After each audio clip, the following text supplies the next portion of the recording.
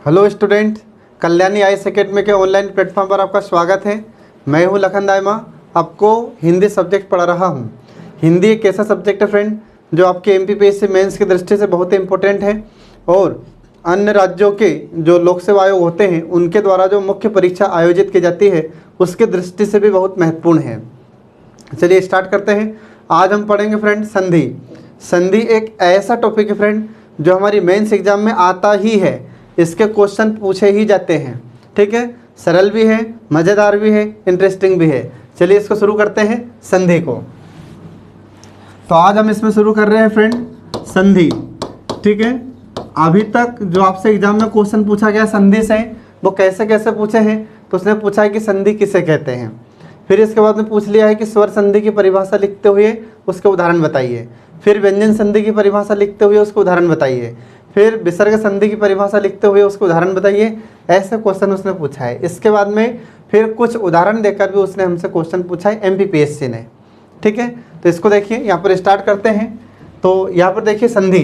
अब संधि का अर्थ क्या होता है फ्रेंड? तो संधि का अर्थ होता है जोड़। ठीक है, संधि का अर्थ क्या होता है? जोड़ होता है या मेल होता है या समझौता होता है। ये इतने अर्थ होते हैं। जैसे कई बार आपने देखा होगा कि कभी कभी दो देशों के बीच में संधि हो जाती है।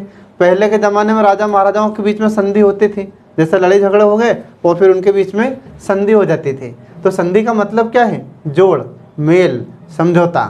ठीक है, ये संधि का अर्थ होता है। अब यहाँ पर हिंदी में हम इसका अर्थ क्या समझेंगे फ्रेंड?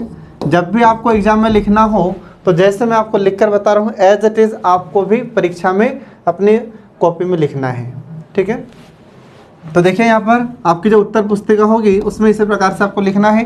जैसे उसने पूछा है कि संधि की परिभाषा लिखिए, तो आपको इस प्रकार से लिखकर इसे नीचे अर्थ बताना है। अब इसका अर्थ क्या होता है संधि का? तो दो वर्णों के मेल से जो विकार उत्पन्न होता है उसे हम संधि कहते हैं। ये संधि की परिभाषा है फ्रेंड। क्या है, फिर से सुनिए। तो संधि का अर्थ हो जाता है, देखिए फिर से, कि दो वर्णों, ठीक है, दो वर्णों के मेल से जो विकार उत्पन्न होता है, ठीक है, जो विकार या परिवर्तन, इसमें कंफ्यूज नहीं होना है आपको। ठीक है, या तो विकार या फिर परिवर्तन। तो विकार या परिवर्तन होता है उसे हम जो विकार या परिवर्तन होता है उसे हम संधि कहते हैं। ठीक है, ये संधि का अर्थ हुआ। तो आपको हमेशा ध्यान रखना है कि दो वर्णों के मेल से जो विकार उत्पन्न होगा उसे हम संधि कहते हैं। विकार का मतलब होता है परिवर्तन। तो इसमें क्या होगा कि इसमें वर्ण आपस में जुड़ते हैं। ठीक है, तो जब वो जुड़ जाएंगे तो जो शब्द जुड़ा हुआ होता है उसको कहते हैं संधि। आ गया समझ में? और जब उसको पुनः हम अलग कर देते हैं तो वह कहलाता है संधि विच्छेद। तो मैं आपको एक इसका उदाहरण देता हूँ। जैसे हमने लिखा यहाँ पर, ठीक है, हमने लिखा यहाँ पर परीक्षा धन अर्थी। क्या लिख दिया हमने? परीक्षा धन अर्थी बराबर क्या हो जाएगा फ्रेंड? बराबर हो जाएगा परीक्षार्थी। ठीक है, अब यहाँ पर हम देखते हैं कि यहाँ पर परीक्षा में, तो परीक्षा में यहाँ पर कौन सा वर्ण है? आ है। और इधर ये क्या है? इधर ये आ गया अ। अब ये आ और अ दोनों जुड़ जाएंगे तो भी क्या हो जाएगा इसका? तो भी इसका होगा आ। ठीक है, तो जो इधर शब्द होगा ये वाला, तो इसका अंतिम वर्ण और जो इधर शब्द है इसका पहला वर्ण, ये जुड़ते हैं। अब ये जुड़ गए तो इसके जुड़ने से शब्द बना परीक्षार्थी। ठीक है, अब ये जो शब्द बना है इसमें हो गई संधि। अब हम इसको पुनः अलग कर देते हैं। जैसे जो परीक्षार्थी शब्द है तो इसे हम फिर से अलग कर देते हैं, इसको पुनः अलग कर देते हैं, तो इसी प्रक्रिया को कहा जाता है संधि विच्छेद। ठीक है, ये आपको इसमें ध्यान रखना है, क्योंकि विच्छेद का अर्थ ही क्या होता है? विच्छेद का अर्थ ही होता है अलग। ठीक है फ्रेंड, तो ये आपको इसमें ध्यान रखना है। अब इसके बाद देखिए संधि के बारे में कुछ विद्वानों ने परिभाषा दी है। तो किसने किसने कौन कौन सी परिभाषाएं दी है, तो उनके नाम आपको ध्यान रखें। तो देखिए पहले इसमें कामता प्रसाद गुरु के अनुसार, कामता प्रसाद गुरु, ठीक है, कामता प्रसाद गुरु के अनुसार। इसमें एक बात ध्यान रखना, हमेशा जब भी आप गुरु लिखो तो गुरु में ये जो र होता है, ये र हमेशा छोटा ही होता है, ये कभी बड़ा रू नहीं होता, ध्यान रखना फ्रेंड, ठीक है ना। तो छोटा रू और बड़ा रू की पहचान क्या है?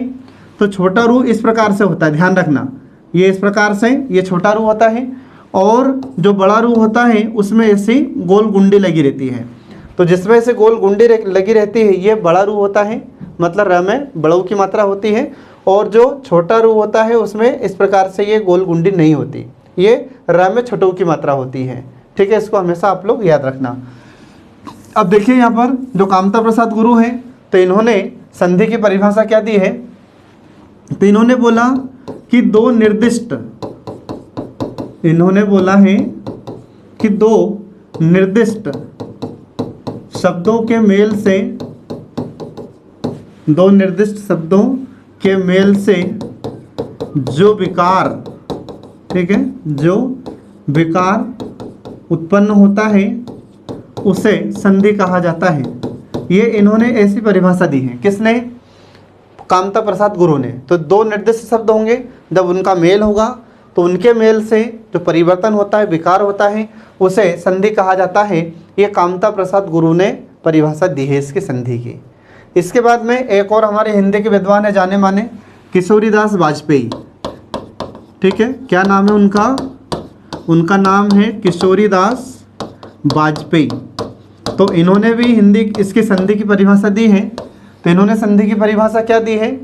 तो इन्होंने बोला है कि जब दो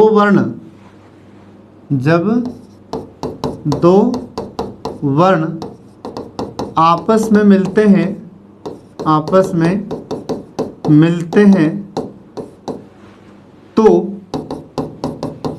तो उनमें रूपांतर होता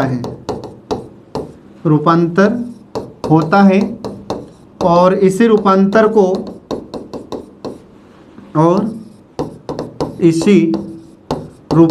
को संधि कहते हैं, ठीक है।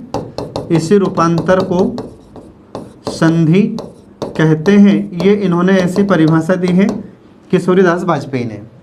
तो अगर आपको परीक्षा में लिखना है, ठीक है, तो जैसे अपने को परिभाषा लिखना है संधि की, तो उसमें लिखिए किशोरीदास वाजपेयी के अनुसार। तो इन्होंने बोला कि जब दो वर्ण आपस में मिलते हैं, दो वर्ण, ठीक है, जब दो वर्ण आपस में मिलते हैं तो उनमें रूपांतर होता है, मतलब उनके रूप में परिवर्तन होता है, तो इसी रूपांतर को संधि कहते हैं, ठीक है फ्रेंड। तो ये इन्होंने ऐसी परिभाषा दी है। ये दो विद्वानों के नाम आपको ध्यान रखना है। एग्जाम में जब भी आपको लिखना हो, किसी भी विद्वान का कथन आपको लिखना हो, उसका स्टेटमेंट आपको लिखना हो, तो जब भी आप लिखना स्टार्ट करें तो उसमें डबल इन्वर्टेड कामा का उपयोग अवश्य करें, ठीक है। और जहाँ पर उसका सेंटेंस खत्म हो जाता है या कथन खत्म होता है तो उसके बाद में फुल स्टॉप लगाएं, और फुल स्टॉप के बाद में ये आप इसमें डबल इन्वर्टेड कामा अवश्य लगाएं। तो इसका मतलब क्या होता है डबल इन्वर्टेड कामा का? तो इसका मतलब होता है कि जो विद्वान ने जो कथन बोलकर गया है हम वही लिख रहे हैं, हम हमारी तरफ से कुछ भी नहीं लिख रहे हैं। ये इस डबल इन्वर्टेड कामा का अर्थ होता है, ठीक है। तो ये आपको इसमें ध्यान रखना है। तो इस प्रकार से फ्रेंड हम देखते हैं कि यहाँ पर इन विद्वानों की परिभाषा खत्म होती है। अब इसके बाद में हम देखते हैं कि संधि का उद्देश्य क्या है, ठीक है। आगे देखिए इसमें संधि का उद्देश्य। तो इसका उद्देश्य क्या है संधि का? तो सबसे पहला उद्देश्य ये है जो आपको याद रखना है फ्रेंड, कि ये नए शब्दों की रचना करती है। संधि क्या करती है? नए शब्दों की रचना करती है, या इससे नए शब्दों की रचना होती है। नए शब्दों की रचना होती है किससे? संधि से। तो ये आपको ध्यान रखना है। तो एग्जाम में अगर उसने पूछा परीक्षा में कि बताइए संधि के उद्देश्य क्या है, तो हमको क्या बताना है कि सबसे पहली बात कि जो संधि होती है इससे नए शब्दों की रचना होती है। तो जब हम दो शब्दों को आपस में जोड़ देते हैं, ठीक है, तो उनके जोड़ने से फिर क्या होता है कि नया शब्द बन जाता है। तो ऐसे इसमें शब्द रचना होती है, ये आपको इसमें ध्यान रखना है। इसके बाद फिर दूसरा क्या है? तो इसमें हम देखते हैं कि इसमें जो बड़े शब्द होते हैं उनका एक छोटा ही रूप प्राप्त होता है, और उसके बाद उससे एक अर्थ हमें शीघ्रता से प्राप्त होता है। इसमें आपको ध्यान रखना है कि इसका दूसरा उद्देश्य क्या होता है कि इसमें अन्य शब्दों के स्थान पर अन्य शब्दों के स्थान पर अन्य शब्दों के स्थान पर कम शब्दों में अर्थ व्यक्त होता है। अर्थ व्यक्त होता है। ठीक है, ये आपको इसमें ध्यान रखना है।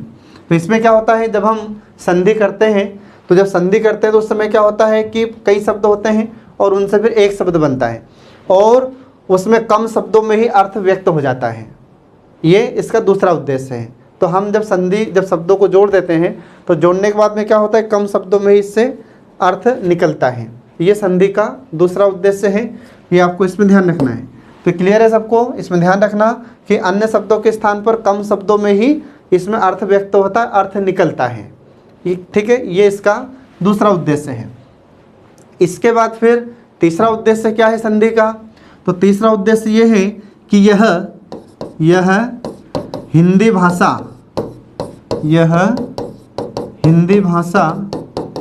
और साहित्य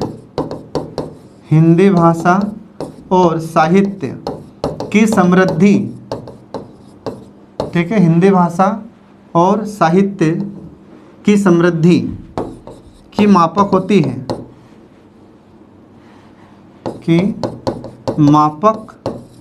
है, ठीक है। ये आपको अब इसका उद्देश्य याद रखना है। तो एग्जाम में अगर क्वेश्चन पूछा हमसे कि संधि का उद्देश्य बताइए तो आपको ये 3 पॉइंट लिखना है। ठीक है, तो ज़्यादा शब्द ना हो, ठीक है, 90 शब्दों में अपने को आंसर लिखना है, क्योंकि अपने को 25 से 30 शब्द के अंदर अपना उत्तर पूरा करना होता है। ठीक है, तो शब्दों को बचाना, तो शब्दों को अपन कैसे बचाएंगे, तो जैसा वहाँ पर एग्जाम में लिखोगे आप, तो आपको बिल्कुल ऐसे लिखना है। अगर आप ऐसे इस प्रकार से लिख देते हैं, ऐसे उद्देश्य लिखिए ऊपर और उसके बाद में से पॉइंट डालकर आप लिख सकते हैं। ठीक है, तो इस प्रकार से आपको ऐसे लिखना है। और अगर और अपने को शब्द बचाना है तो इसमें जैसे अपने को लिखना है कि नए शब्दों की रचना, कॉमा, अन्य शब्दों के स्थान पर कम अर्थ या कम शब्दों में अर्थ व्यक्त होता है। ठीक है, इसके बाद में इससे हिंदी भाषा में और साहित्य में समृद्धि की मापक होती है ये। ठीक है, तो इस प्रकार से आपको लिखना है उसमें। तो जितना शब्द सीमा दिया गया है उसका आप अवश्य पालन करें। ठीक है, ये आपको ध्यान रखना है। इसके बाद फिर अब देखिए इसमें संधि के प्रकार कितने होते हैं। तो अभी हमने आपको बताया संधि का अर्थ, इसकी परिभाषाएं, इसके बाद फिर इसका उद्देश्य क्या है। अब देखिए इसमें संधि के प्रकार। ठीक है फ्रेंड, अब एग्जाम में अगर आपसे क्वेश्चन पूछता है कि संधि की परिभाषा लिखते हुए उसके प्रकार बताइए, तो आपको क्या करना है, संधि का अर्थ बताना है और उसके बाद फ्लो चार्ट का उपयोग उसमें करना है। कैसे, तो जैसे हम लिखेंगे यहाँ पर संधि, ठीक है, ये हमने लिखा संधि। अब आपको प्रकार बताना है, तो आपको प्रकार कैसे बताना है, इस प्रकार से, ठीक है, ऐसे। और एग्जाम में आपको ब्लैक पेन या ब्लू पेन का ही यूज़ करना है, बस रेड का यूज़ नहीं करना है, ध्यान रखना। तो आपको इस प्रकार से फ्लो चार्ट बनाना है। ठीक है, और इसमें आपको संधि के 3 प्रकार बताना है। अब संधि के 3 प्रकार कौन कौन से हो जाते हैं वो देखिए इसमें। तो पहला प्रकार हो जाता है स्वर संधि, दूसरा हो जाता है व्यंजन संधि, इसके बाद फिर तीसरा हो जाता है विसर्ग संधि। ठीक है फ्रेंड, ये आपको इसमें ध्यान रखना है। ठीक है, तीसरा प्रकार है इसमें विसर्ग संधि। तो ये 3 प्रकार होते हैं संधि के, जो हम पहले से पढ़ चुके हैं। ठीक है, तो जो हमने पहले पढ़ा था और अब हम जो पढ़ेंगे उसमें थोड़ा सा अंतर है। तो क्या अंतर है अब हम आपको बता रहे हैं, वो सब आपको समझ में आता जाएगा। ठीक है, तो सरल है, हिंदी बहुत सरल है, संधि भी बहुत सरल है। ठीक है, बस थोड़ा सा अपने को ठीक से पढ़ना है, ईमानदारी से पढ़ना है, ठीक है, और लगन से पढ़ना है। चलिए इसमें देखते हैं। सबसे पहले स्वर संधि। ठीक है, ये 3 प्रकार आपने बता दिए। एग्जाम में भी ऐसे आपको डायग्राम बनाकर ऐसे फ्लो चार्ट का उपयोग करना है। ठीक है, अब इसके बाद देखिए स्वर संधि। तो इसमें सबसे पहले हम शुरू करते हैं स्वर संधि। अब स्वर संधि यदि आपसे एग्जाम में पूछी है उसने, ठीक है, पहले एग्जाम में पूछा गया है कि स्वर संधि की परिभाषा लिखते हुए उसके प्रकार बताइए। ठीक है, तो अब हम इसको कैसे लिखेंगे एग्जाम में, तो आपको बताना है। जैसे हमने लिखा ऊपर स्वर संधि, फिर उसके बाद में नीचे लिखिए अर्थ। ठीक है, ऐसा अर्थ लिखिए और उसमें लिखिए कि दो स्वरों के मेल से जो विकार उत्पन्न होता है या परिवर्तन होता है उसे हम स्वर संधि कहते हैं। ध्यान रखना, अब इसमें किसका मेल होगा, तो इसमें दो स्वरों का मेल होगा। किसका मेल होगा फ्रेंड, तो इसमें दो स्वरों का मेल होता है। ठीक है, तो दो स्वरों के मेल से जो विकार उत्पन्न होता है, दो स्वरों के मेल से, दो स्वरों के मेल से जो विकार उत्पन्न होता है, ठीक है, विकार या परिवर्तन, तो जो विकार या परिवर्तन होता है उसे हम स्वर संधि कहते हैं। तो इसमें किसका मेल होगा, दो स्वरों का मेल होता है। ठीक है, ये आपको इसमें ऐसा अर्थ लिखना है। अब इसके बाद में इसके प्रकार, तो इसके प्रकार हमको कैसे बताना है फ्रेंड, तो आपको ध्यान रखना है। तो फिर वही इसमें फ्लो चार्ट का उपयोग आपको करना है। जैसे हमने लिखा ऊपर ये स्वर संधि, ठीक है। अब इसके आपको प्रकार बताना है, तो प्रकार बताते समय आपको ऐसे फ्लो चार्ट का उपयोग अवश्य करना है। ठीक है, ऐसे। तो इसमें इसके कितने प्रकार हो जाते हैं, 5 प्रकार होते हैं। तो 5 प्रकार कौन कौन से होते हैं वो देखिए। स्वर संधि के 5 प्रकार होते हैं। तो 5 प्रकार कौन कौन से होते हैं वो देखिए। इसमें पहला, तो पहला प्रकार देखिए इसमें दीर्घ स्वर संधि। ठीक है, पहली कौन सी संधि है फ्रेंड इसमें, तो पहला प्रकार है दीर्घ स्वर संधि। इसके बाद फिर दूसरा हो जाता है गुण स्वर संधि। तीसरा हो जाता है इसका प्रकार वृद्धि स्वर संधि। तीसरा प्रकार है इसका वृद्धि स्वर संधि। और चौथा हो जाता है यण स्वर संधि। और पांचवा हो जाता है अयाद्य स्वर संधि। तो इस प्रकार से हम देखते हैं कि इसके ये 5 प्रकार होते हैं। किसके 5 प्रकार है ये स्वर संधि के 5 प्रकार है फ्रेंड। तो हम आपको जैसा बता रहे हैं ऐसा का ऐसा फ्लो चार्ट का उपयोग आपको एग्जाम में करना है। वो जैसा क्वेश्चन पूछ रहा है वैसा हमको आंसर देना है। यदि उसने बोला है कि स्वर संधि की परिभाषा लिखते हुए या उसका अर्थ लिखते हुए उसके प्रकार बताइए, तो आपको कुछ नहीं करना है, बस अर्थ इस प्रकार से बताना है और ऐसे उसके 5 प्रकार बता देना है बस। ठीक है, ठीक है, ज़्यादा कुछ नहीं लिखना क्योंकि ज़्यादा फालतू लिखने से नंबर नहीं मिलते हैं। जो वह पूछ रहा है वह आंसर आप लिखिए। ठीक है, तभी अपने को नंबर मिलेंगे।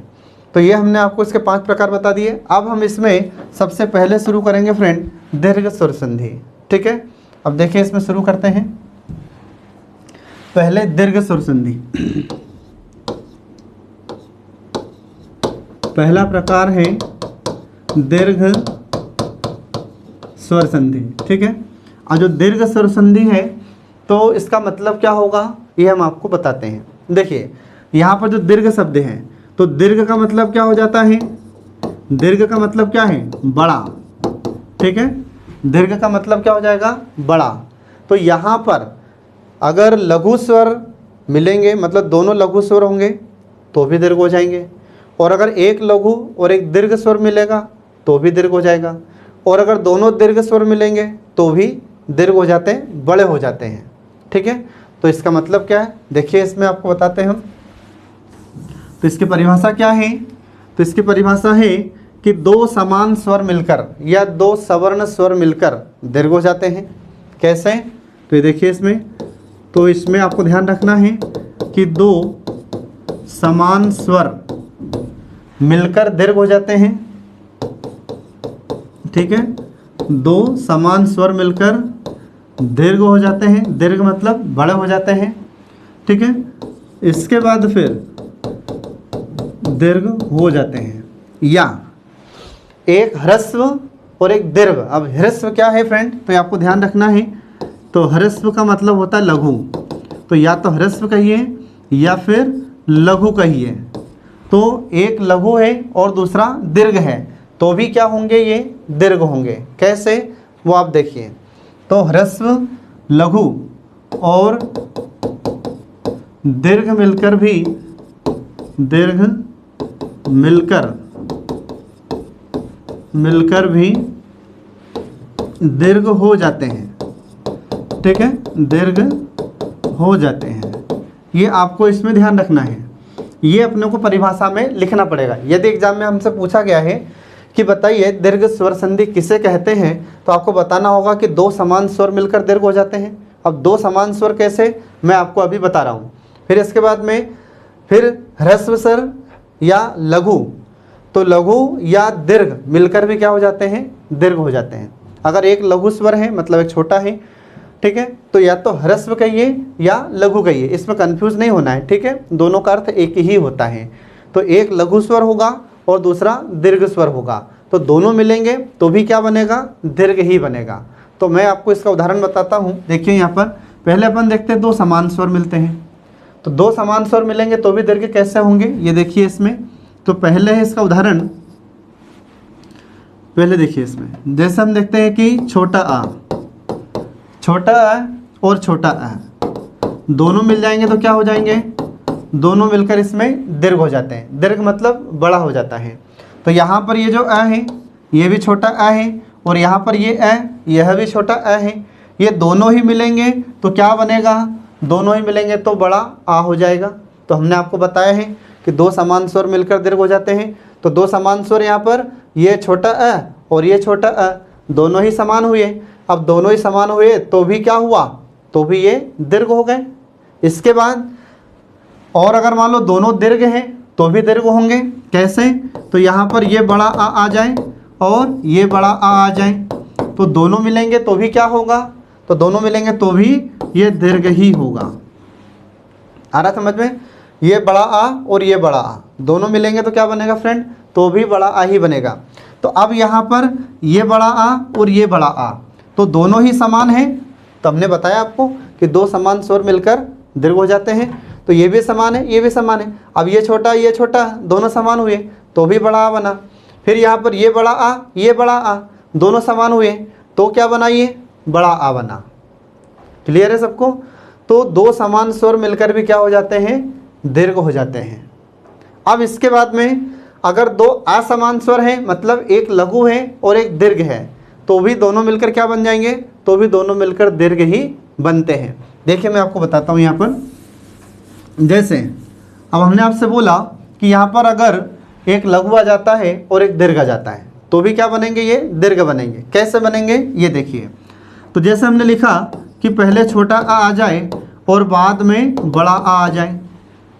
क्लियर है, पहले छोटा आ जाए और बाद में बड़ा आ जाए तो दोनों मिलेंगे तो भी क्या बनेगा, ये तो भी बड़ा आ बनेगा। तो यहाँ पर अपन देखते हैं कि ये क्या है, लघु, ये क्या है, ह्रस्व।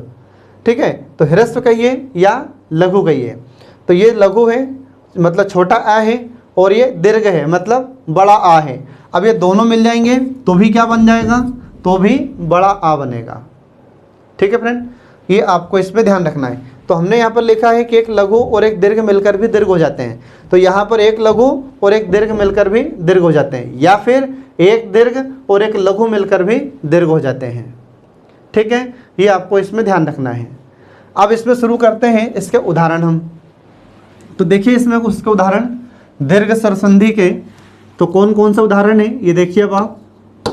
ठीक है, दीर्घ स्वर संधि। ठीक है फ्रेंड, ये हम अभी पढ़ रहे हैं दीर्घ स्वर संधि।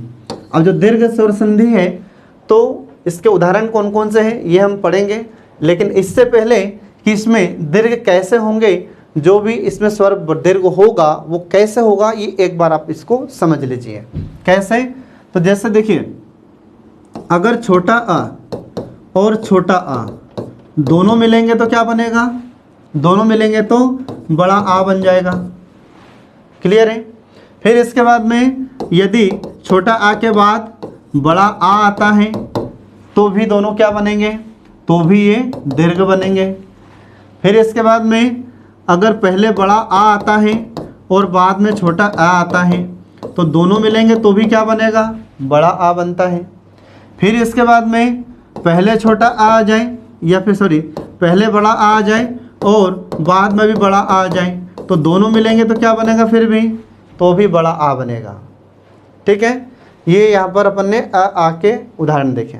ठीक है, अभी इनको सबको पढ़ेंगे अपन कि जैसे आ इसके उदाहरण कौन कौन से हैं। अभी तो मैं आपको सिर्फ ये बता रहा हूँ कि दीर्घ स्वर कैसे बन रहे हैं। फिर इसके बाद में ऐसे ही यदि छोटी ई के बाद में छोटी ई आ जाए तो दोनों मिलकर क्या हो जाएगा, बड़ी ई बन जाएगा। फिर इसके बाद में पहली छोटी ई हो और उसके बाद में बड़ी ई हो तो दोनों मिलेंगे तो क्या बन जाएगा, बड़ी ई बन जाता है। फिर इसके बाद में पहले बड़ी ई आ जाए और उसके बाद में छोटी आ जाए तो भी दोनों मिलकर क्या बनेगा, बड़ी ई बन जाएगा। फिर इसके बाद में अगर दोनों तरफ बड़ी ई आ जाए, मतलब आगे भी बड़ी आ जाए और पीछे भी बड़ी ई आ जाती है, तो दोनों मिलकर क्या बनेंगे फिर भी, तो भी दोनों मिलकर बड़ी ई बनेंगे। ठीक है फ्रेंड, ऐसे यदि हम देखते हैं कि जैसे ऊ है, तो ऊ में भी पहले छोटा ऊ आ जाए और बाद में छोटा ऊ आ जाए तो दोनों मिलकर क्या बनेंगे, तो दोनों मिलकर बड़ा ऊ बनेंगे। फिर इसके बाद में ऐसे ही पहले छोटा ऊ आ जाए और बाद में बड़ा ऊ आ जाए तो भी दोनों मिलकर क्या बनेंगे, बड़ा ऊ बनेंगे। ये समझ में आ रहा सबको? ठीक है। इसके बाद फिर पहले बड़ा ऊ आ जाए और बाद में छोटा ऊ आ जाए तो दोनों मिलेंगे तो भी क्या बनेगा फ्रेंड, तो भी बड़ा ऊ बनेगा। फिर इसके बाद में अगर दोनों तरफ बड़ा ऊ आ जाए, इधर भी बड़ा ऊ हो और इधर भी बड़ा ऊ हो, तो दोनों मिलेंगे तो क्या बनेगा फिर भी, तो भी ये बड़ा ऊ बनेगा। आ रहा समझ में? तो अगर एक छोटा है और एक बड़ा स्वर है तो भी दोनों मिलेंगे तो क्या बन जाएगा, दीर्घ स्वर बनेगा। या अगर दोनों छोटे स्वर हैं, मतलब दोनों लघु स्वर हैं, तो भी क्या बनेगा, दीर्घ बनेगा। इसीलिए तो इसका नाम है दीर्घ स्वर संधि। ठीक है। इसके बाद फिर ऐसे ही जैसे ऋषि है और ये ऋषि है, ये दोनों मिल जाएंगे तो भी क्या बनेगा, तो भी ये बड़ा ऋषि बनेगा। ठीक है फ्रेंड, तो ये हमने आपको कुछ इसके अभी बड़े कैसे बनते हैं ये हमने आपको बताए हैं स्वर के बारे में। अब इसके हम एक एक से सबके उदाहरण पढ़ते हैं। तो सबके उदाहरण कैसे कैसे पढ़ेंगे, तो पहले हम देखेंगे कि ये छोटा अ छोटा अ दोनों मिल जाएंगे तो क्या बन जाएगा, ये बड़ा आ बन जाएगा। ठीक है। ऐसे ही जैसे छोटा अ और बड़ा आ दोनों मिलेंगे तो क्या बनेगा, बड़ा आ बनेगा। ठीक है। इसके बाद में बड़ा आ छोटा आ मिलेगा तो क्या हो जाएगा, बड़ा आ बन जाएगा। फिर अगर दोनों बड़ा आ जाएगा तो क्या बनेगा, बड़ा आ बनेगा। ठीक है। ये आपको इसमें ध्यान रखना है। तो ये इसके संधि के फार्मूले हैं दीर्घ स्वर संधि के। ठीक है। जैसे मैथ में फार्मूले होते हैं कि नहीं, तो ऐसे ही ये संधि के फार्मूले हैं। अगर अपने को ये समझ में आ गया है तो हिंदी में कुछ भी, इसमें संधि में कुछ भी नहीं है फिर। ठीक है। चलिए आगे इसमें शुरू करते हैं इसके उदाहरण। ठीक है। तो पहले इसमें अपन शुरू करते हैं दीर्घ स्वर संधि के कुछ उदाहरण हैं। ठीक है। दीर्घ स्वर संधि। अब इसमें देखिए जरा दीर्घ स्वर संधि के कौन कौन से उदाहरण है फ्रेंड। तो अपन इसमें शुरू करेंगे पहले छोटा अ और छोटा आ के उदाहरण, उसके बाद हम आएंगे छोटा अ और बड़ा आ पर। तो यहाँ पर पहले देखिए छोटा अ छोटा अ दोनों मिलेंगे तो ये क्या बनेगा, तो ये बनेगा बड़ा आ। ठीक है। ये क्या बनेगा, दीर्घ बनेगा, मतलब बड़ा आ बनता है। अब इसके कुछ उदाहरण देखिए। जैसे तो उदाहरण हम शुरू करते हैं, जैसे युग धन अंतर बराबर क्या हो जाएगा फ्रेंड, बराबर हो जाएगा युगांतर। ठीक है। तो युग धन अंतर बराबर क्या हो गया, युगांतर। अब इसमें ये कैसे जुड़े, तो यहाँ पर देखिए कि जैसे ये जो ग है, ये ग किससे किससे मिलकर बना है, आधा ग और अ। आ रहा समझ में? ये जो ग है ये किससे मिलकर बना है, आधा ग से और अ से, दोनों से मिलकर बना है। तो इसमें स्वर है कि नहीं, जैसे जो ग है तो ग में स्वर है तभी तो पूरा है ये। कोई भी व्यंजन अपने आप में पूर्ण नहीं होता है, व्यंजन हमेशा स्वर की सहायता से ही पूर्ण होता है। ठीक है। इसको हमेशा ध्यान रखना। तो यहाँ पर हम देख रहे हैं कि ग में कौन सा स्वर छुपा हुआ है, इसमें अ छुपा हुआ है। फिर इसके बाद में यहाँ पर अपन देख रहे हैं कि इधर ये अ है। ठीक, ये अ। तो यहाँ पर अपन देख रहे हैं कि जो ग में अ छुपा हुआ ये अ और इसके बाद में इधर ये अ, तो ये दोनों अ जब मिलते हैं, ठीक है, ये दोनों अ मिलेंगे तो क्या बनेगा फ्रेंड, तो दोनों बन जाएगा आ। दोनों मिलकर क्या बन गए, आ। और अब जो आधा ग बच रहा है तो आधा ग को जब इसके आ के साथ हम जोड़ेंगे तो क्या बनेगा, ये गा बन जाएगा। बात समझ में आ रही है सबको? तो इसमें ध्यान रखिएगा। फिर से समझिए, ये क्या है ग में, तो ग में अ छुपा हुआ है। तो छुपा हुआ क्यों है, क्योंकि कोई भी व्यंजन अपने आप में पूर्ण नहीं होता है, कोई भी व्यंजन स्वर की सहायता से ही पूर्ण होते हैं। तो यहाँ पर जो ग है ये इसमें अ छुपा हुआ है, तो इसमें ग का अ और इधर ये अ, ये दोनों अ मिले तो क्या बना, दोनों मिले तो आ बना। फिर जो इसमें आधा गा था, ये आधा ग इसके साथ जुड़ेगा आ के साथ, तो क्या बनेगा, गा बनेगा। इसलिए ये युग धन अंतर बराबर क्या हो जाएगा, युगांतर हो जाएगा। आ रहा समझ में। तो यहाँ पर दो वर्णों का मेल हो गया, ये अ और ये अ, इनका मेल हो गया, तो क्या बना, आ। अब जो शब्द है इसके रूप में परिवर्तन हो गया, तो इसमें परिवर्तन क्या हो गया, जैसे ये युग अलग और अंतर अलग था, तो दोनों को हमने जोड़ दिया, तो क्या हो गया, ये युगांतर। तो ये शब्द क्या हो गया, ये शब्द बन गया संधि शब्द। ये क्या बन गया, ये संधि शब्द बन गया। अब हम इसी को पुनः अलग कर दें, तो पुनः अलग कैसे कर देंगे, युग धन अंतर कर देंगे। ठीक है, हमने इसको अलग कर दिया, तो इसी प्रक्रिया को क्या कहा जाता है, इसी प्रक्रिया को कहा जाता है संधि विच्छेद। ठीक है, ये आपको इसमें ध्यान रखना है फ्रेंड।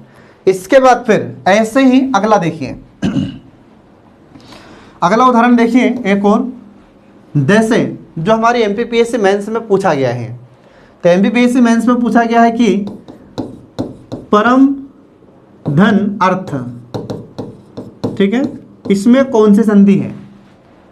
तो आपको याद रखना है स्वर संधि है, सभी लोग जानते हैं, सरल है। ठीक है, परमार्थ में उसने पूछा था कि परमार्थ में कौन सी संधि है, तो इसमें स्वर संधि है। ठीक है, तो स्वर संधि कैसी है, तो इसमें हम देखते हैं कि यहाँ पर ये म है, तो ये म में क्या छुपा हुआ है, अ, और आधा क्या है, इसमें आधा म है। समझ में आ रहा है। तो यहाँ पर जो म है, म में आधा क्या है, जो म, तो इसमें अ है और आधा म है। ठीक है, इसके बाद फिर यहाँ पर ये इधर अ, ठीक है, इधर क्या है, ये अ है, इधर ये अ, तो ये म का अ और ये इधर अ, ये दोनों अ मिलेंगे तो क्या बन जाएगा, ये दोनों मिलेंगे तो ये बनेगा आ। फिर जो आ में जब हम आधा म को जोड़ेंगे तो क्या बन जाएगा, माँ बन जाएगा। तो जैसे इसमें अपन देख रहे हैं कि जो आधा म है, तो आधा माँ को यदि हम आ के साथ जोड़ेंगे तो क्या बन जाएगा, तो ये बन जाएगा माँ। इसलिए ये परम धन अर्थ बराबर क्या हो जाएगा, ये हो जाएगा परमार्थ। ठीक है, तो इसमें कौन सी संधि है, स्वर संधि है। स्वर संधि का कौन सा प्रकार है, तो दीर्घ स्वर संधि है। ये इसे आपको याद रखना फ्रेंड। इसके बाद फिर एक और हमारी एमपीपीएससी में क्वेश्चन पूछा गया था आपसे। तो क्वेश्चन पूछा गया था कि बताइए पंचांग का सही संधि विच्छेद क्या होगा। ठीक है, तो पंचांग का सही संधि विच्छेद होता है पंचधन अंग। ठीक है, क्या हो जाता है, पंचधन अंग बराबर क्या हो जाएगा, बराबर हो जाएगा पंचांग। ये हमसे पूछा गया था एमपीपीएससी मेंस में।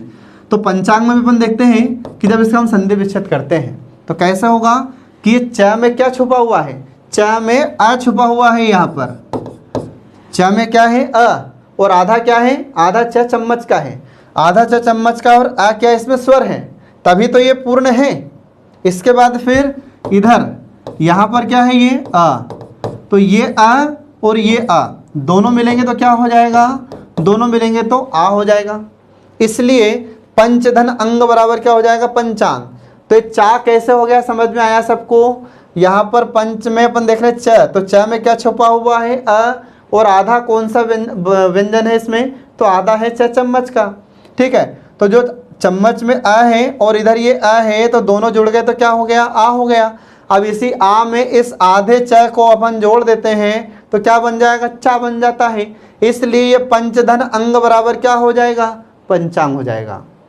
ठीक है, तो ये इस प्रकार से इसमें वर्णों का मेल होता है फ्रेंड। ठीक है, तो यहाँ पर दोनों लघु हैं और दोनों लघु हैं, दोनों मिलकर क्या हो गए हैं, तो दोनों ही मिलकर दीर्घ हो गए हैं। ये आपको इसमें ध्यान रखना है। ठीक है, इसके बाद फिर और भी इसके कुछ उदाहरण हैं जो आप देखिए। जैसे हम देखते हैं कि दिवसांत, कुछ उदाहरण हैं कौन से, जैसे हम बोलते हैं कि दिवस धन अंत। ठीक है, दिवस धन अंत बराबर क्या हो जाएगा, बराबर हो जाएगा दिवसांत। ठीक है, तो दिवस धन अंत बराबर दिवसांत कैसे हो गया, तो यहाँ पर हम देखते हैं कि स में क्या है, तो स में ये अ छुपा हुआ है और इधर ये क्या है, अ है। अब ये दोनों ही मिल जाएंगे तो क्या बन जाएगा, बड़ा आ हो जाएगा। ठीक है, और जब ये आ में हम आधा स को जोड़ेंगे तो क्या बन जाएगा, सा बन जाता है। इसलिए दिवस धन अंत बराबर क्या हो जाएगा, दिवसांत हो जाएगा। क्लियर है सबको। अब मैं आपको एक शब्द बताता हूं जिसका आपको संधि विच्छेद करना है, जैसे दिवसावसान, ठीक है, ये एक शब्द है जिसका संधि विच्छेद आपको करना है। तो यहां पर हमने लिख दिया दिवसावसान, तो क्या होगा इसका संधि विच्छेद, ठीक है। तो इसका संधि विच्छेद बताइए, तो इसका संधि विच्छेद होगा दिवस धन अवसान। क्या हो जाएगा फ्रेंड, इसका हो जाएगा दिवस धन अवसान बराबर क्या हो जाएगा, बराबर हो जाएगा दिवसावसान, ठीक है। इनके अर्थ भी आपको ध्यान रखना होगा, क्योंकि जब हम संधि करते हैं तो जो दोनों शब्द हैं इनके भी अर्थ होते हैं, और जब जुड़ जाते हैं तो इनका भी अर्थ होता है। कैसे, तो यहाँ पर देखिए जो दिवस है, तो यहाँ पर देखिए इसमें दिवस का मतलब क्या हो जाता है, दिन, अवसान का मतलब समाप्त होना, ठीक है। तो दिन जब समाप्त हो जाता है, संध्या का समय होता है, उसी को कहा जाता है दिवसावसान। ये जब दोनों शब्द मिलते हैं तो इनके मिले जुले अर्थ होना चाहिए, दोनों के अर्थ मिलते जुलते होना चाहिए। ऐसा नहीं कि इस शब्द का अर्थ अलग जा रहा है और इस शब्द का अलग अर्थ हो गया, तो ये सही नहीं है फिर, ठीक है। ये आपको इसमें ध्यान रखना है। अब यहाँ पर देखिए कि इसका संधि विच्छेद हो गया दिवसावसान का दिवस धन अवसान।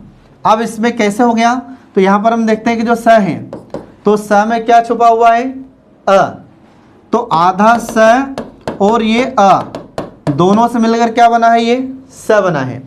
फिर इधर क्या है, ये अ है, ठीक।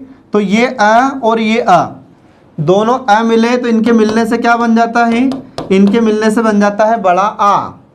अब ये जो बड़ा आ है, इस बड़ा आ में स को हम जोड़ देते हैं, तो इसको जोड़ देंगे आधा स को ये आ में, तो क्या बन जाएगा, ये बन जाएगा सा। इसलिए दिवस धन अवसान का क्या हो जाएगा, दिवसावसान, मतलब दिन अस्त होने का समय, दिन डूबने का समय, वह समय कहलाता है दिवसावसान, ठीक है फ्रेंड। तो इस प्रकार से हम देखते हैं कि यहाँ पर कुछ उदाहरण मैंने आपको बताए जो आपको ध्यान रखना है। इसके बाद फिर बहुत सारे इसके उदाहरण हैं, जैसे बीजांकुर, तो बीजांकुर का संधि विच्छेद क्या हो जाएगा, बीज धन अंकुर बराबर क्या हो जाएगा, बराबर हो जाएगा बीजांकुर। इनमें क्वेश्चन कैसे पूछेगा एग्जाम में आपसे, तो आपसे क्वेश्चन पूछेगा कि बताइए जो बीजांकुर शब्द होता है इसमें कौन सी संधि है, तो आपको बताना पड़ेगा स्वर संधि है। फिर और अगर पूछे कि इसमें स्वर संधि का कौन सा प्रकार है, तो आपको बताना पड़ेगा दीर्घ स्वर संधि है इसमें, ठीक है। ये आपको इसमें ध्यान रखना फ्रेंड। इसके बाद फिर अब देखिए इसका अगला उदाहरण, तो अभी हमने जो पढ़ा है, अभी हमने पढ़ा था इसमें छोटा अ और छोटा अ, इसके उदाहरण हमने पढ़े थे। तो छोटा अ और छोटा अ मिलकर क्या बन रहा था, बड़ा आ बन रहा था, ठीक है। अब हम अगला उदाहरण कर रहे हैं कि आ के बाद में यदि बड़ा आ जाए, ठीक है, यदि छोटा आ के बाद में अगर बड़ा आ जाता है तो भी क्या बनेगा, तो भी बनेगा बड़ा आ। क्लियर है सबको।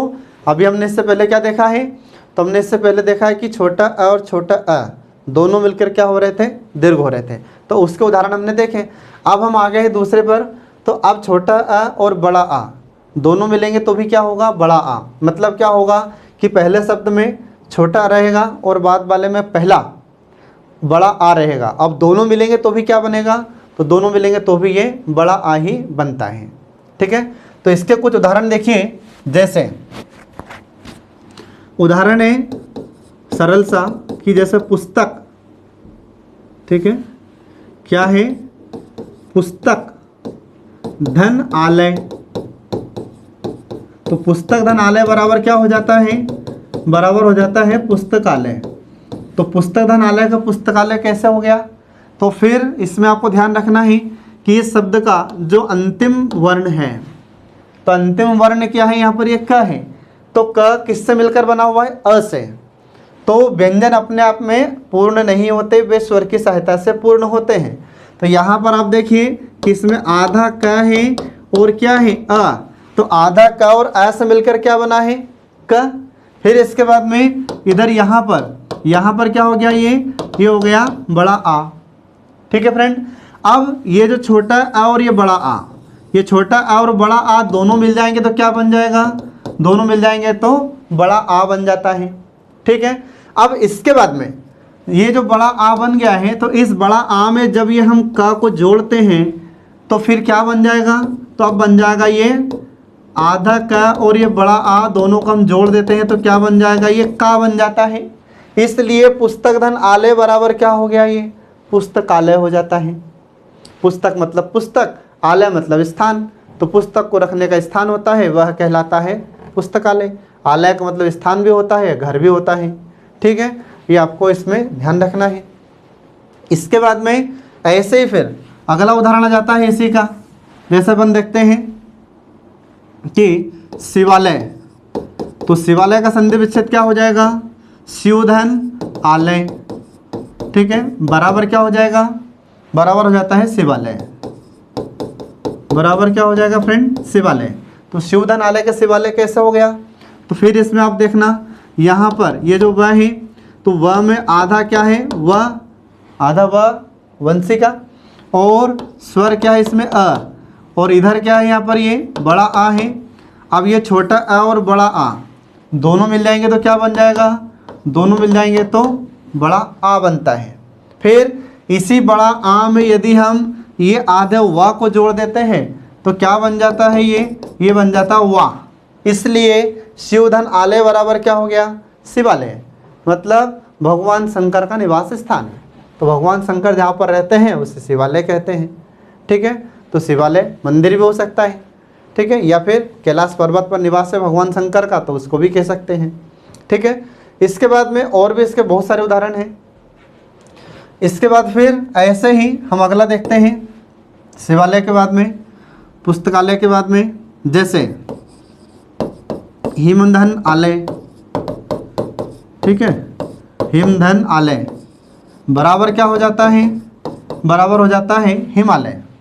अब हिमधन आलय का हिमालय कैसा हो गया, तो फिर इसमें हम देखते हैं कि म में क्या है, तो म में आ छुपा हुआ है।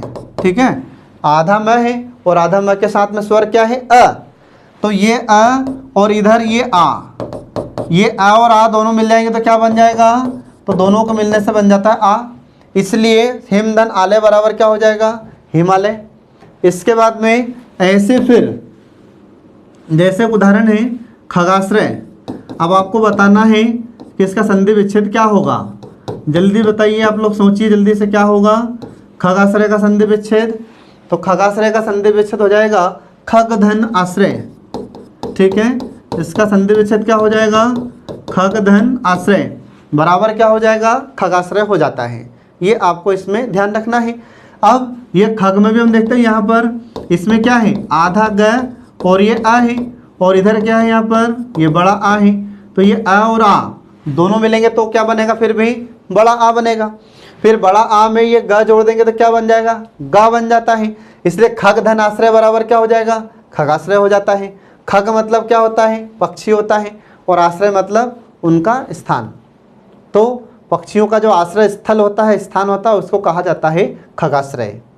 ठीक है फ्रेंड, तो इस प्रकार से हम देखते हैं कि यहाँ पर छोटा अ और बड़ा आ ये इसके उदाहरण समाप्त हुए। ठीक है, अब इसके बाद देखिए आगे। ठीक है, अगला देखिए फ्रेंड इसमें, तो इसमें हम अब शुरू करेंगे। यहाँ पर देखिए आ का और आ के उदाहरण। तो अगला क्या है, तो पहले बड़ा आ जाए और बाद में छोटा आ जाए। तो पहले बड़ा आ हो और बाद में छोटा आ हो तो दोनों मिलकर क्या बनेंगे, दोनों मिलकर आ बन जाता है।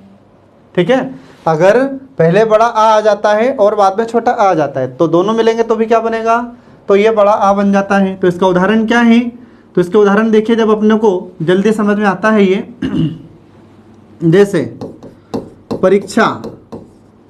ठीक है, परीक्षा धन अर्थी बराबर क्या हो जाएगा, बराबर हो जाएगा परीक्षार्थी।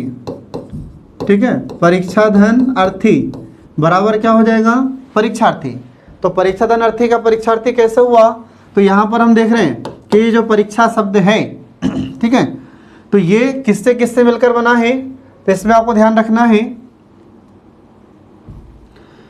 तो यहाँ पर अपन देखते हैं कि जैसे आधा ये छ छतरी का है और क्या है आ, क्या है, तो इसमें आधा छ छतरी का है और क्या है आ। तो ये दोनों से मिलकर क्या बनता है, ये छा बनता है। इसके बाद फिर इधर क्या है, ये इधर है ये अ। अब ये दोनों मिलेंगे, ये आ और ये अ, तो दोनों मिल जाएंगे तो क्या बन जाता है, तो दोनों मिल जाते हैं तो ये बन जाएगा फिर भी आ। अब इस आ में जब आधे छतरी को जोड़ेंगे तो ये क्या बन जाएगा, ये तो ये बन जाता है शा। क्या बन जाएगा, शा बन जाता है, मतलब शा बन जाता है। अब इसमें हम देखते हैं कि जब परीक्षा धन अर्थी दोनों को हम जोड़ते हैं तो क्या बन जाता है, ये परीक्षार्थी बन जाता है। अब इसका अर्थ क्या हुआ, तो परीक्षा मतलब तो परीक्षा होती है और अर्थी मतलब इच्छुक। अर्थी अर्थी के दो अर्थ होते हैं फ्रेंड, याद रखना। तो एक अर्थी इस प्रकार से होती है, एक अर्थी ये होती है और एक अर्थी ये होती है, दोनों में अंतर होता है। इसी को कहा जाता है शब्द युग्म। ठीक है, तो शब्द युग्म मतलब जोड़े में शब्द होते हैं परंतु अर्थ उनके अलग होते हैं। इसी को कहा जाता है समुच्चारित भिन्नार्थक शब्द। सुनने में समान लगते हैं परंतु अर्थ अलग अलग होते हैं।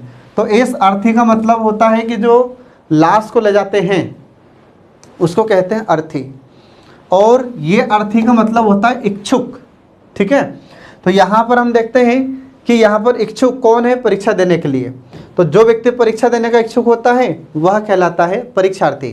तो यहाँ पर हम देखते हैं कि परीक्षा धनार्थी बराबर शब्द क्या बन जाता है हमारे पास, ये परीक्षार्थी बन जाता है।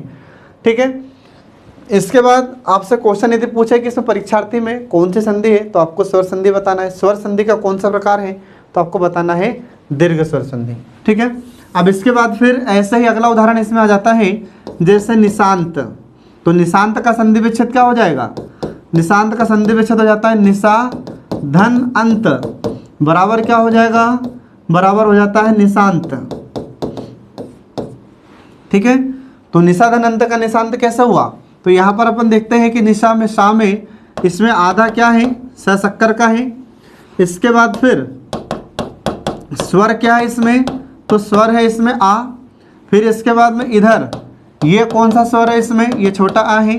तो बड़ा आ और छोटा अ दोनों मिल जाएंगे तो क्या बन जाता है, तो दोनों के मिलने से बड़ा आ बन जाता है।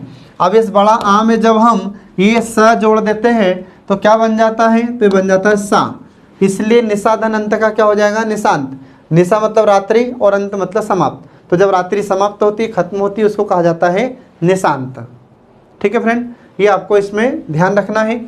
इसके बाद फिर अगला आता है कि यदि बड़ा आ के बाद, जैसे बड़ा आ के बाद बड़ा आ जाए तो दोनों मिलेंगे तो भी क्या बनेगा, तो भी बनेगा ये बड़ा आ।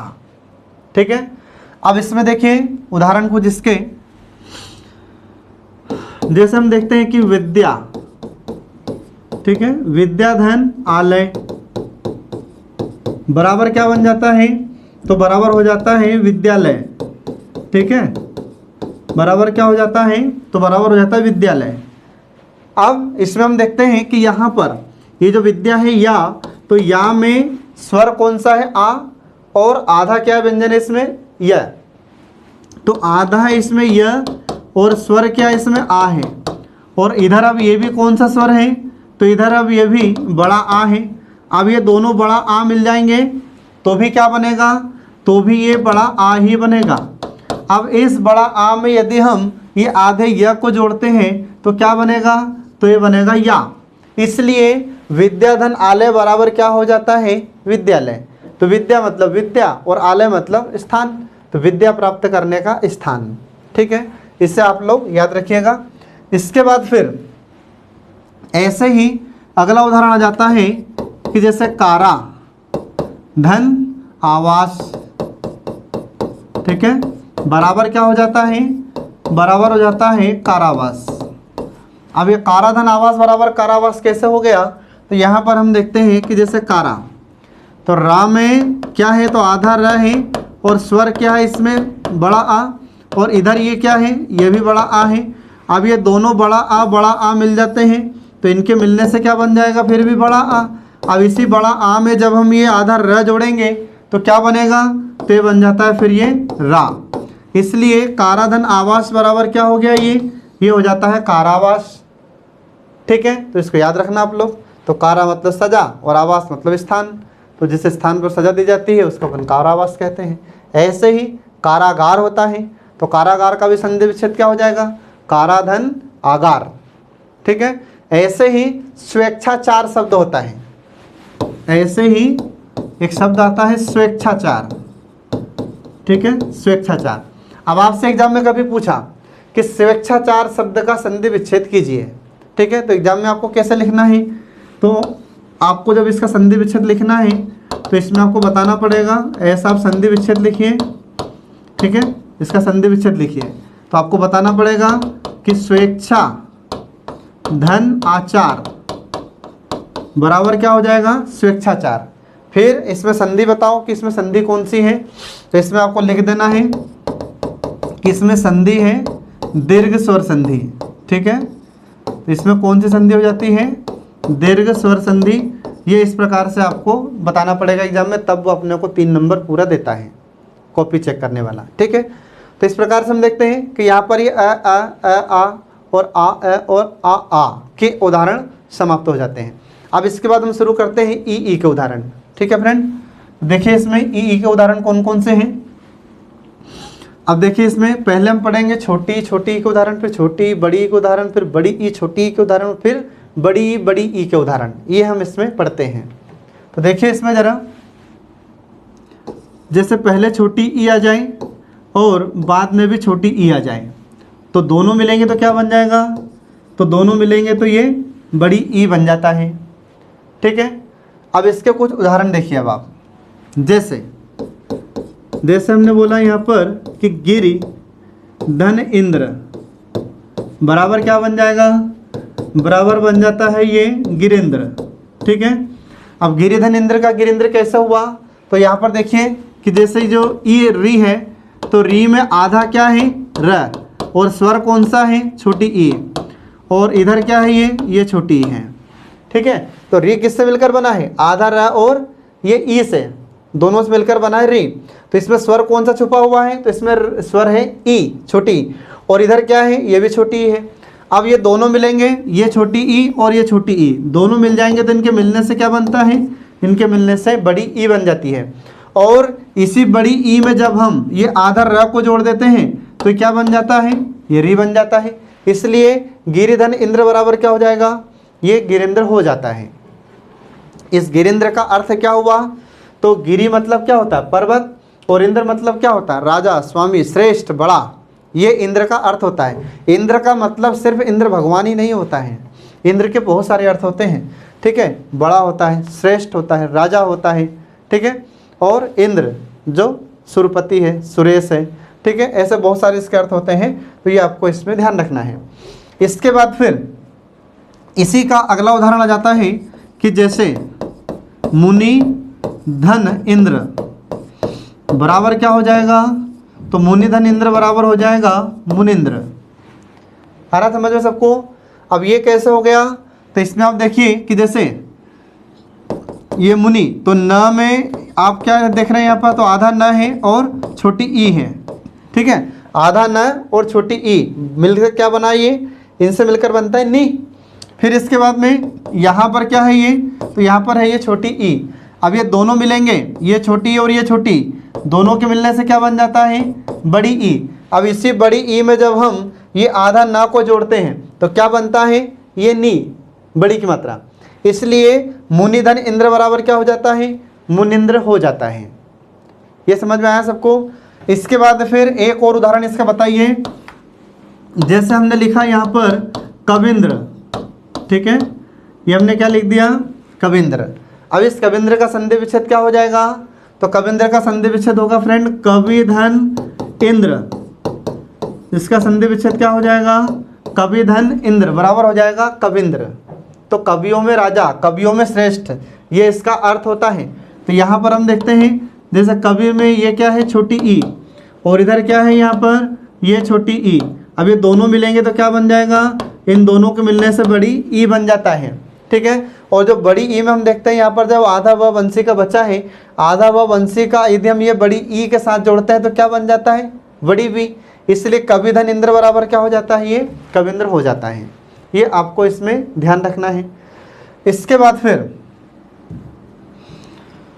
अगला देखिए कि जैसे छोटी ई और उसके बाद बड़ी ई आ जाए।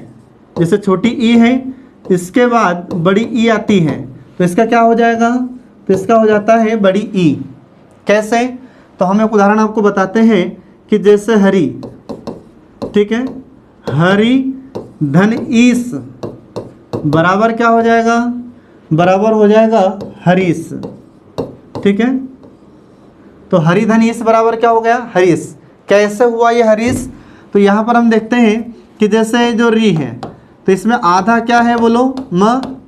मेरे साथ बोलते जाइए आप, आधा क्या है इसमें, म। और इसके बाद में यहाँ पर क्या है, इसमें स्वर छोटी ई। फिर इसके बाद में इधर क्या है, यहाँ पर ये बड़ी ई है।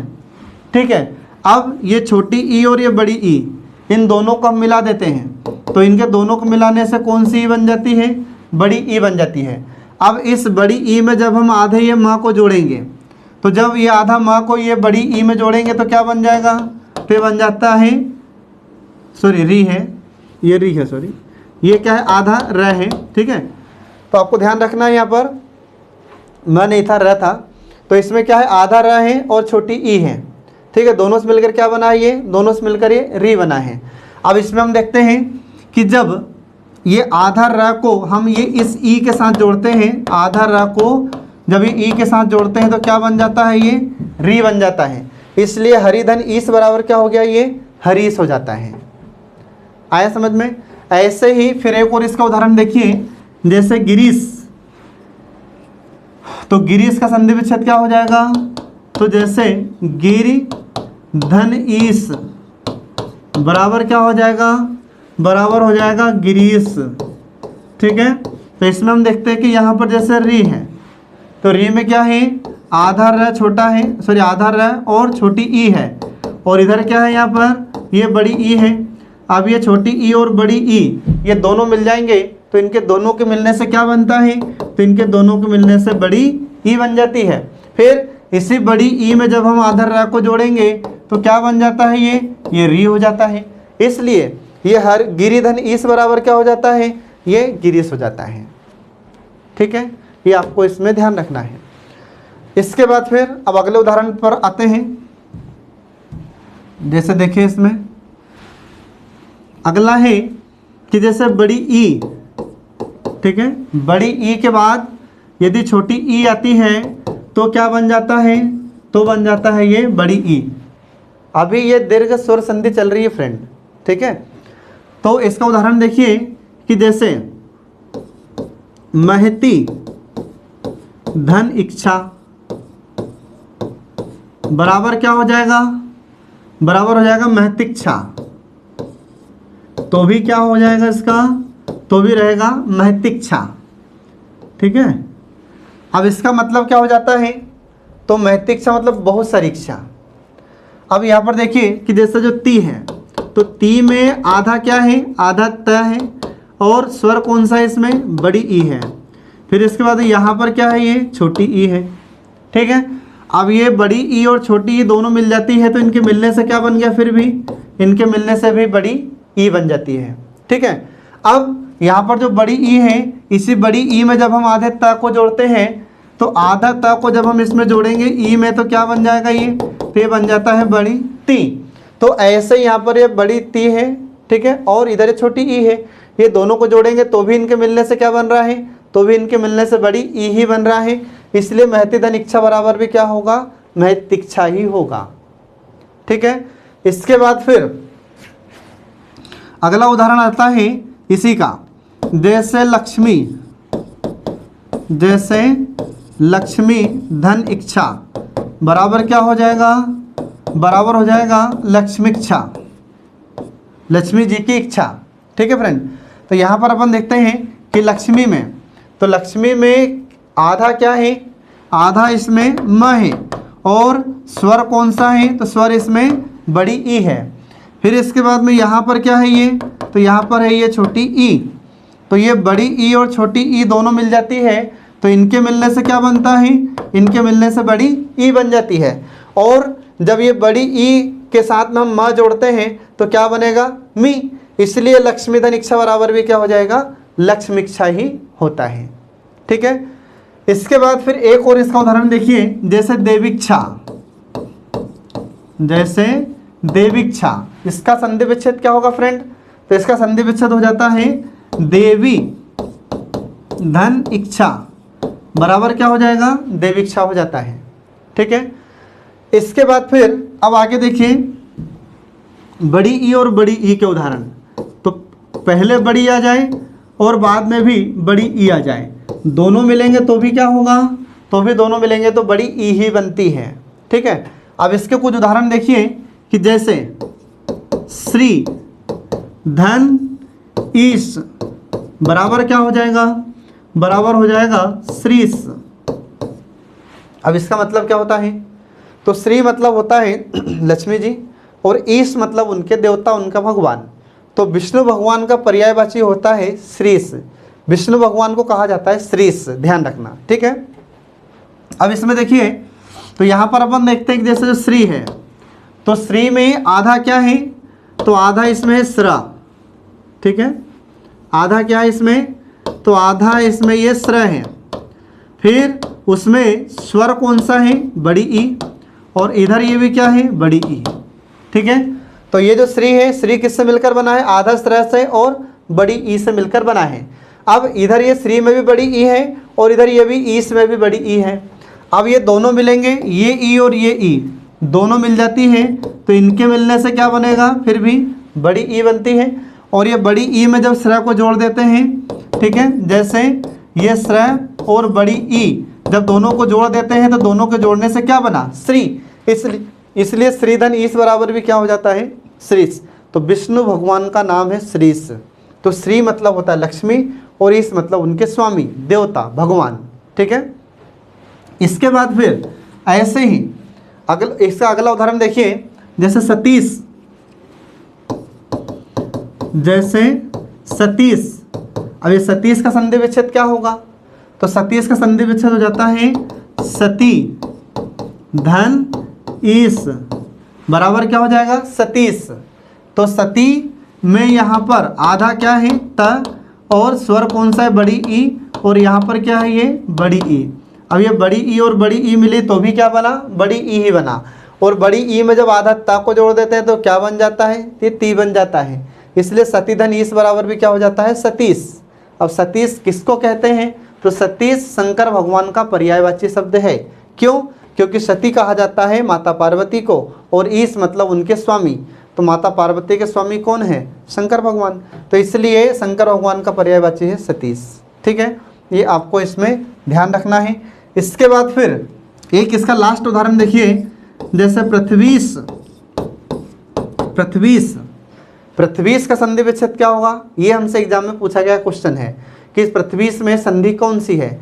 तो सबसे पहली बात कि इसमें संधि है स्वर संधि, और स्वर संधि का कौन सा प्रकार है, दीर्घ स्वर संधि। फिर इसके बाद में इसका संधि विच्छेद क्या हो जाएगा, तो इसका संधि विच्छेद हो जाएगा पृथ्वी धन ईश बराबर क्या हो जाएगा, पृथ्वीश हो जाता है। ठीक है फ्रेंड, ये आपको इसमें ध्यान रखना है। अब इसके बाद में फिर अब आगे हम बढ़ते हैं ऊ के उदाहरण पर। ठीक है, अब वो देखिए इसमें, अब आगे देखिए इसमें छोटा ऊ और छोटा ऊ। तो छोटा ऊ के बाद में यदि छोटा ऊ आ जाता है तो भी क्या बनेगा, तो भी ये बड़ा ऊ बनता है। ठीक है, इसका उदाहरण आपको देखना है। तो इसमें देखिए जैसे छोटा ऊ और उसके बाद छोटा ऊ आ जाए तो भी दोनों मिलेंगे तो क्या बन जाएगा, तो भी बड़ा ऊ बनता है। तो इसका उदाहरण देखिए, जैसे कटु। ठीक है, कटु धन उक्ति बराबर क्या हो जाएगा, बराबर हो जाएगा कटुक्ति। बराबर क्या हो जाता है, बराबर कटुक्ति। तो कटुधन उक्ति का कटुक्ति कैसे हुआ, तो यहाँ पर देखिए कि जैसे जो टू है तो टू में आधा क्या है, ट टमाटर का, और स्वर कौन सा है, छोटा ऊ। ठीक है, आधा क्या है इसमें ट और स्वर कौन सा है, छोटा ऊ। तो तब जाकर क्या बनता है, ये टू। फिर इसके बाद में यहाँ पर ये क्या है इसमें, छोटा ऊ। तो ये छोटा ऊ और छोटा ऊ दोनों मिल जाते हैं तो इनके मिलने से क्या बन गया, इनके मिलने से बन जाता है बड़ा ऊ। फिर इसके बाद में जब इस बड़ा ऊ के साथ में हम ये आधा ट टमाटर का जोड़ देते हैं, तो जब आधा ट हम इस ऊ के साथ जोड़ देते हैं तो क्या बन जाता है, ये तब ये बनता है ट में बड़ों की मात्रा टू।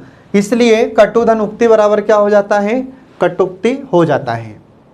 ठीक है फ्रेंड, ये आपको इसमें ध्यान रखना है। इस प्रकार से आपको ये संधि विच्छेद करना है और संधि शब्द बनाना है, ऐसा आपको संधि पहचानना है। फिर इसके बाद में ऐसे ही एक और उदाहरण देखिए इसमें, जैसे लघु धन उत्तर बराबर क्या हो जाता है, बराबर हो जाता है लघुत्तर, बराबर क्या हो जाएगा, लघुत्तर। ठीक है, अब ये लघु धन उत्तर का लघुत्तर कैसे हुआ, तो इसमें देखिए जैसे यहाँ पर क्या है, ये आधा घर का है और स्वर क्या उसमें छोटा ऊ, इसके बाद फिर यहाँ पर क्या है, ये छोटा ऊ। अब ये छोटा ऊ और छोटा ऊ दोनों मिल जाएंगे तो क्या बन जाएगा, बड़ा ऊ बन जाता है। ठीक है, अब इसमें देखिए कि यहाँ पर छोटा ऊ दोनों मिलकर बन गए बड़ा ऊ।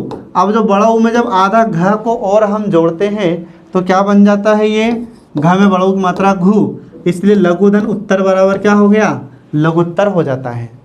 ठीक है, ये आपको इसमें ध्यान रखना है। इसके बाद फिर चलिए अब इसमें हम शुरू करते हैं कि छोटा ऊ के बाद में यदि बड़ा ऊ आता है तो क्या बनेगा। तो देखिए इसमें जैसे छोटा ऊ हो और उसके बाद में ये बड़ा ऊ आ जाता है तो क्या बनेगा, ये तो ये इसका बनेगा बड़ा ऊ फिर भी बनता है। तो क्या होगा वो देखिए इसमें, तो इसमें हम देखते हैं उदाहरण इसका कि जैसे सिंधु, ठीक है, सिंधु धन उर्मी बराबर क्या हो जाएगा, बराबर हो जाएगा सिंधुर्मी। ठीक है, बराबर क्या हो जाएगा, बराबर हो जाएगा सिंधुर्मी। तो सिंधु धन उर्मी का सिंधुर्मी कैसे हुआ, तो यहाँ पर हम देखते हैं कि जैसे ये सिंधु, तो इसमें आधा क्या है व्यंजन ध, आधा क्या है ध, फिर इसके बाद में स्वर कौन सा है, छोटा ऊ, तो इसमें आपको ध्यान रखना है। ठीक है, कि आधा क्या है इसमें ध है और स्वर कौन सा, छोटा ऊ, और इधर यहाँ पर स्वर कौन सा है, ये बड़ा ऊ। तो छोटा ऊ और बड़ा ऊ दोनों मिल जाएंगे तो इनके मिलने से क्या बन जाता है, इनके मिलने से बनता है बड़ा ऊ। ठीक है, अब इसी बड़ा ऊ में जब हम आधा ध को जोड़ देते हैं तो क्या बन जाता है, ध में बड़ा ऊ की मात्रा धु, इसलिए सिंधु धन उर्मी बराबर क्या हो जाता है, सिंधुर्मी हो जाता है। अब यहाँ पर इसका अर्थ क्या होता है, तो सिंधु का मतलब सागर और सिंधु एक नदी का नाम भी है, और उर्मी मतलब लहर, तो सागर की लहर या सिंधु की लहर, ये इसका अर्थ होता है। फिर इसके बाद में इसका एक और उदाहरण देखिए, जैसे लघु धन उर्मी, ठीक है, लघु धन उर्मी बराबर क्या हो जाता है, बराबर हो जाता है लघुर्मी। ठीक है, बराबर क्या हो गया, लघुर्मी।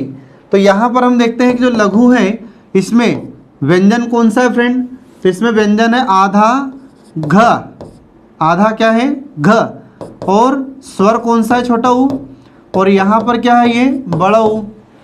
तो ये छोटा ऊ और बड़ा ऊ दोनों मिले तो इनके मिलने से क्या बन जाता है, बड़ा ऊ, और इसी बड़ा ऊ में जब हम ये आधा घ को जोड़ देते हैं तो क्या बन जाता है, ये घ में बड़ा ऊ की मात्रा घु, इसलिए लघु धन उर्मी बराबर क्या हो जाता है, लघुर्मी हो जाता है। तो लघु मतलब छोटा, छोटी, छोटे, और उर्मी का मतलब लहर, तो छोटी लहर को कहा जाता है लघुर्मी। ठीक है, ये आपको इसमें ध्यान रखना है फ्रेंड। अब इसके बाद फिर आगे बढ़ते हैं कि अब बड़ा ऊ के बाद में छोटा ऊ आ जाए। ठीक है, तो फिर उसके उदाहरण कौन कौन से हैं ये हम आपको बताते हैं।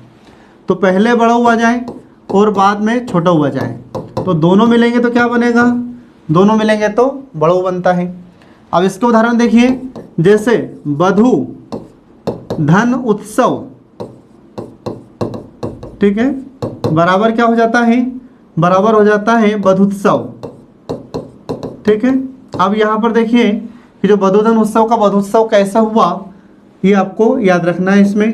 तो देखिए इसमें जैसे यहाँ पर जो वधु है तो इसमें आधा क्या है, आधा है ध, ठीक है, आधा क्या है ध, और स्वर कौन सा है, बड़ा ऊ। ठीक है, इसके बाद यहाँ पर क्या है स्वर, तो यहाँ पर स्वर है छोटा ऊ। अब ये बड़ा ऊ और छोटा ऊ दोनों मिलेंगे तो इनके मिलने से क्या बन रहा है, इनके मिलने से बन रहा है बड़ा ऊ। आ रहा समझ में। अब जब इस बड़ा ऊ में हम ये आधा ध जोड़ देते हैं तो क्या बन जाता है, ये बन जाता है धू, इसलिए वधू धन उत्सव बराबर क्या हो जाता है, वधुत्सव। तो वधू का मतलब बहू और उत्सव मतलब उसका उत्सव, ठीक है, या उसका विवाह होता है तो उसको कहा जाता है वधुत्सव। ध्यान रखना, वधू में क्या होता है, कई बार वधू में छोटा ऊ की मात्रा लगी हुई मिलती है हमें कुछ पुस्तकों में या कुछ जगह पर।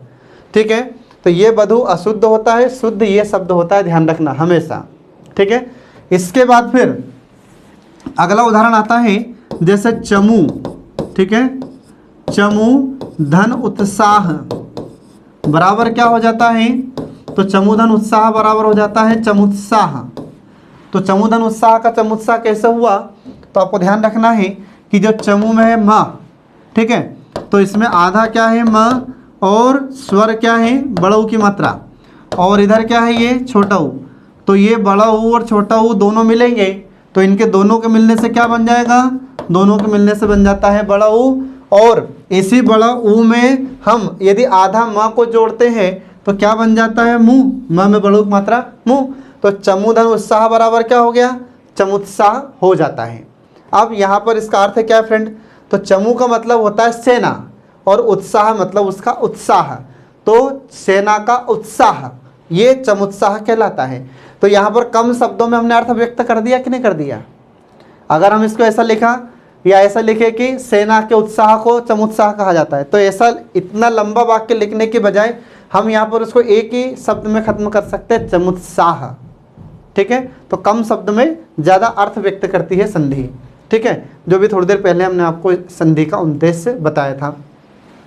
इसके बाद फिर अगला आ जाता है बड़ा ऊ और बड़ा ऊ। अगर बड़ा ऊ के बाद बड़ा ऊ आता है तो क्या बनेगा, फिर भी तो भी बड़ा ऊ ही बनता है, ठीक है फ्रेंड, इसमें आपको ध्यान रखना है। तो अगर बड़ा ऊ के बाद ये बड़ा ऊ आता है तो भी बड़ा ऊ बनेगा। तो इसके कुछ उदाहरण देखिए, तो उदाहरण है जैसे भू, ठीक है, भूधन ऊर्जा बराबर क्या हो जाएगा, बराबर हो जाएगा भूर्जा, ठीक है। अब ये कैसा हुआ, तो यहाँ पर हम देखते हैं कि जैसे भू है तो भू में आधा क्या है भ, और स्वर कौन सा है इसमें बड़ा ऊ, और यहाँ पर क्या है ये बड़ा ऊ। तो अब ये भी बड़ा ऊ और ये भी बड़ा ऊ, दोनों बड़ा ऊ मिलेंगे तो भी क्या बनेगा, तो भी बनेगा ये बड़ा ऊ। अब इस बड़ा ऊ में जब हम ये आधे भ भालू को जोड़ देते हैं तो क्या बन जाता है, भ में बड़ा ऊ की मात्रा भू, इसलिए भूधन ऊर्जा बराबर क्या हो जाएगा, भूर्जा। तो भू मतलब पृथ्वी और ऊर्जा मतलब उसकी ऊर्जा, ठीक है। इसके बाद में अगला है सरयू धन उर्मी, ठीक है, सरयू धन उर्मी बराबर क्या हो जाएगा, बराबर हो जाता है सरयू उर्मी, ठीक है फ्रेंड। अब ये सरयू धन उर्मी का सरयू उर्मी कैसे हुआ, तो हम यहाँ पर देखते हैं कि जैसे ये है यू, तो इसमें आधा क्या है, आधा इसमें यह है, ठीक है, और स्वर कौन सा है, बड़ऊ की मात्रा है। फिर इसके बाद में यहाँ पर ये क्या है, ये बड़ऊ है। अब ये भी बड़ऊ और ये भी बड़ऊ दोनों मिल जाएंगे तो क्या बनेगा, तो दोनों मिल जाएंगे तो फिर भी बड़ऊ बनता है, तो भी क्या बनेगा, बड़ऊ। अब इस बड़ऊ में यदि हम आधे य को जोड़ देते हैं तो क्या बन जाएगा, ये तो बन जाता है य में बड़ऊ की मात्रा यू, इसलिए सरयू धन उर्मी बराबर क्या हो जाता है, सरयू उर्मी। अब सरयू का अर्थ क्या है, तो सरयू नदी का नाम है, और उर्मी क्या है, तो उर्मी उसके लहर को कहा जाता है, तो सरयू नदी की लहर उसे कहा जाता है सरयू उर्मी, ठीक है फ्रेंड, ये आपको इसमें ध्यान रखना है। इसके बाद फिर अब लास्ट देखिए कि जैसे ऋषि के बाद अगर ऋषि आ जाए, जैसे ये ऋषि है, इसके बाद ऋषि आ जाता है तो क्या बनेगा, तो फिर ये बड़ा ऋषि बन जाता है, ठीक है। लेकिन इसका प्रचलन हमारी हिंदी में बहुत कम होता है, पुराने समय में होता था, अब वर्तमान में नहीं होता। तो यहाँ पर देखिए जैसे पितृ धन ऋण बराबर क्या हो जाएगा, बराबर हो जाएगा पितृण, ठीक है फ्रेंड। अब इसमें क्या है, तो यहाँ पर ये जो त्र है इसमें आधा त है, ठीक है, आधा क्या है इसमें त, और इधर क्या है ये ऋषि, तो इधर भी ऋषि है और इधर भी ये ऋषि है। अब ये दोनों ऋषि ऋषि मिल जाएंगे तो क्या बनेगा, फिर तो इसका बनेगा ये बड़ा ऋषि, ये ऐसा बनता है, ठीक है। अब इसमें ये बड़े ऋषि में जब हम आधा ता को जोड़ देते हैं तो क्या बन जाता है त्रि, इसलिए पितृधन ऋण का क्या हो जाएगा, पितृ पितृण, ये इसको ऐसा बोलना होगा। कैसे बोलेंगे इसको? पितृण। ठीक है, तो इस प्रकार से हम देखते हैं फ्रेंड कि यहाँ पर हमारी स्वर संधि का पहला प्रकार समाप्त हुआ, दीर्घ स्वर संधि यहाँ पर समाप्त हो जाती है। अब इसके बाद हम शुरू करेंगे गुण स्वर संधि, वो हम नेक्स्ट क्लास में उसको पूरा करेंगे। पढ़ते रहिए, देखते रहिए हमारे कल्याणी आईएएस एकेडमी के सभी वीडियोस जो आपकी आगामी परीक्षाओं में सफलता का मार्ग प्रशस्त करते हैं। Thanks for watching.